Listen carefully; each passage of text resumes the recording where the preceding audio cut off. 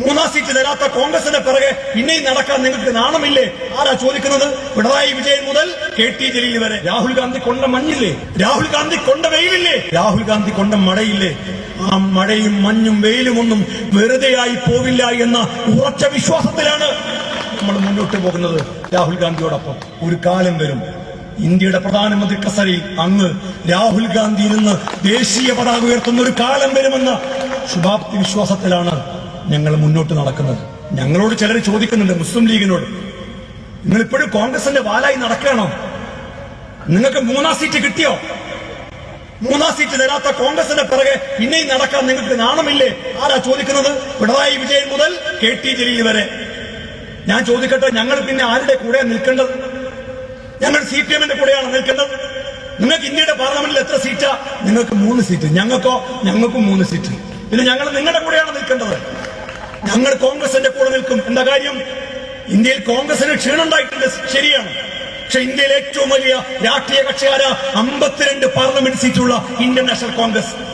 23 സംസ്ഥാനങ്ങളിൽ നിയമസഭാ പ്രാതിനിധ്യമുള്ളത് Indian national കോൺഗ്രസിന്.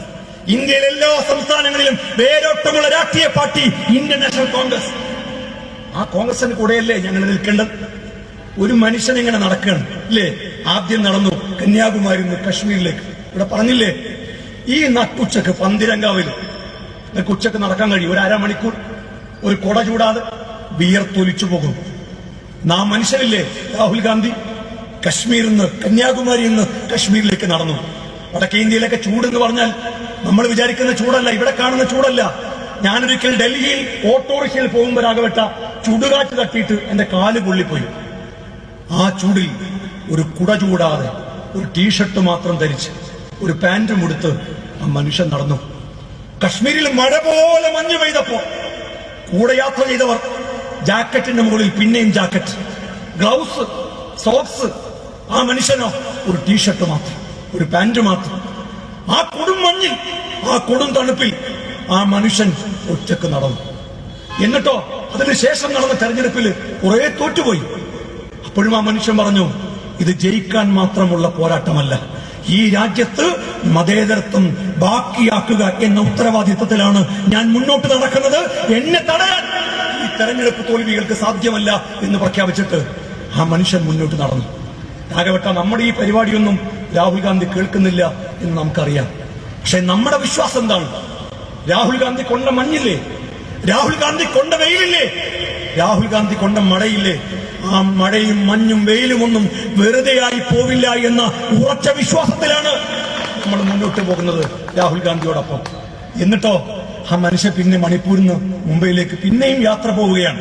പ്രിയപ്പെട്ട രാഹുൽ ഗാന്ധി, അങ്ങ് മുന്നോട്ട് നടക്കുക. ഞങ്ങൾക്ക് വിശ്വാസമുണ്ട്. ഈ മലയാളക്കരയിലെ, ഇന്ത്യയിലെ സാധാരണക്കാർക്ക് വിശ്വാസമുണ്ട്. ഒരു കാലം വരും, വിശേഷ ദിവസങ്ങളിൽ ചെങ്കോട്ടയിൽ ഇന്ത്യയുടെ ദേശീയ പതാക ഉയർത്തുന്ന സമയങ്ങളുണ്ടാവാറില്ലേ? ഒരു കാലം വരും ഇന്ത്യയുടെ പ്രധാനമന്ത്രി കസേരയിൽ അങ്ങ് രാഹുൽ ഗാന്ധി ഇരുന്ന് ദേശീയ പതാക ഉയർത്തുന്ന ഒരു കാലം വരുമെന്ന ശുഭാപ്തി വിശ്വാസത്തിലാണ് ഞങ്ങൾ മുന്നോട്ട് നടക്കുന്നത്.